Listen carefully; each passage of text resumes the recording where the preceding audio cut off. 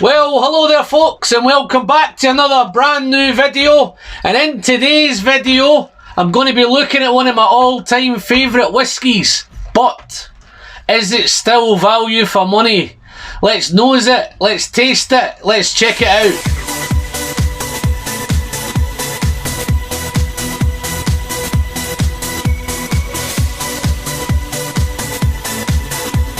Well, hello there folks, and welcome back to the Whiskey Friend with me, Alan. If you're a returning subscriber, then thanks very much and welcome back. If you've so happened to pop in for the first time and whiskey's your thing, then you've landed on the right channel. You may want to click that subscribe button down below. Don't forget to click the bell to keep up to date with future notifications and any live streams that I'm popping out. Just a friendly reminder from me to thee, it's completely free. Doesn't cost you anything, and you're helping your channel massively on its way to the magical 3K. Now, let's do the whiskey. This Glendronach 18-year-old Allardyce is named after the distillery founder, James Allardyce. This Highlander was matured completely in Oloroso sherry casks and was originally released in 2009, following the distillery changing hands back in 2008. It's an exceptional fruity sherried single malt. Let's delve into it. It's a serious bottle, so it needs some serious time, some serious thinking. I'm really having second thoughts whether I should continue to buy this bottle, so I'll tell you a wee bit more later on. Before I get into it, let's get this in here. Wow, look at that. I'll just cover it up with my trusty Whiskey Friend coin, batch 2. Yes, they're still available. Yes, I'm going to drop a link into the descriptions if you want to get a hold of any. Just catch up with me there, guys. I know, no shame. But yeah, this Allardyce, what a whiskey. I've been drinking it for years. I'm not going to lie, it's one of my all-time favourite sherry whiskies. But I have doubts in a minute, so let me elaborate later on. Look at that colour. Absolutely awesome. Those beautiful Oloroso casks there. I say it's fully matured. Oloroso casks, 18 years old. Well, there's maybe more than that. 46%. Non-chill filtered, natural colour, age statement. It ticks all the boxes, which you would expect. For me, this is a kind of legendary whiskey. For me, it's one of those drams that I always go back to. I'll always have it on the cabinet. I'll always share it. If somebody wants to really get into sherry whiskies and I want to impress them, this is the one that I'm going to pour for them. So let's nose it first, and then we'll delve in as we go along, guys. So on the nose. Look at that beautiful dark rich colour. Fantastic. So yeah, it's sherry. When people talk about sherry monsters, they talk about sherry bombs. This is one of the ones that they're talking about. But once you get past that sherry sweetness, it's a little bit nutty. Maybe almonds, maybe pecans. It's got a really beautiful rum and raisin note on the nose. Maybe some rum and raisin ice cream. Beautiful. And then there's lots and lots. I say it's very fruity. So I'm picking up some pineapple, some lemon, some orange. Every time I go back to it, I get different ones. It may be lemon one day, it may be orange the next. I think today it's a bit of orange. Maybe a wee bit of pineapple there as well. But it's got a lovely set of soft spices going through it as well. Maybe some cinnamon, nutmeg. But it's just a really fantastic nose. It's so engaging. It smells like it's going to be a real rich whiskey. In fact, I know it's a rich whiskey, but it's beautiful nose. Colour wise, it's that real dark copper on the colour. But I'm going to dive into it, guys. I'm going to taste it. I just can't wait any longer. Slanch. Wow. Okay, where do I start with this? It's so oily, so thick, it's so chewy. It's a real chewy whiskey. Very fruity. But it's, wow. Up front, yeah, it's sherry all throughout, so I'm not going to mention any of the sherry anymore, but there's a beautiful, beautiful, that Christmas cake note comes in, raisins, cherries, icing, oh, just Christmas cake, but it's more like a Christmas pudding as well, so when you pour that kind of brandy or maybe a bit of rum, I think in this case it's rum over it, so it's like a rum soaked Christmas pudding. Let me taste some more. So nice. Okay, where do you go next? So much. It's chocolatey, dark chocolate, coffee. It's nutty.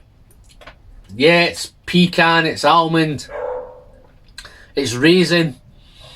It's chocolate covered raisin. It's chocolate covered nuts. It's rum soaked throughout. Wow, plums, dates, figs, all the usual suspects. Just such a complex whiskey. It's layered, it's balanced, it's beautiful. Then you've got this beautiful dark toffee, maybe a runny, sticky honey, maybe even maple syrup. It actually reminds me of like an old XO cognac. It's that nice. Spicy now. Cinnamon, nutmeg. They're making it themselves known. Wow, but it's so rich, it's so tasty, it's so fruity. Wow. Where I would do that, it's actually one of the things I was thinking, if you're having an after dinner, then this would be a perfect after dinner whiskey. It'd be a perfect time to have this whiskey anytime, guys. Any time of the day for me. Nighttime, daytime, middle of the night, middle of the morning, breakfast in my cornflakes, anything. Responsible drinking, of course, but yeah, it's just such a fantastic whiskey, guys. So let me do another little sip for the finish, and then I'll crack on why I'm having trouble thinking whether I'm going to buy another bottle. Wow, what can I say? So rounded, so much character, so much complexity. But the finish is long, it's lingering. The difference on the finish that becomes, it's become very berried. Blueberry, maybe a bit of black currant, dark berries, a little bit of cherry, but it's got like some sugar nuts, sugared almonds, the maple syrups there, the toffees there, the honey's there, the raisins there, but there's a little bit of licorice now with the raisin, so it's licorice, it's raisin, and wrapping all around it, all of it is that coffee. Beautiful, beautiful note. Just a fantastic finish. It's long, it's still going on. So rich, it's so deep, it's so well balanced. What would I score this, guys? Well, it's dead easy. This little sample, I bought these together. So I know this is a 2017. So this is I've got no trouble whatsoever in scoring this. This is a 94 out of 100 all day long.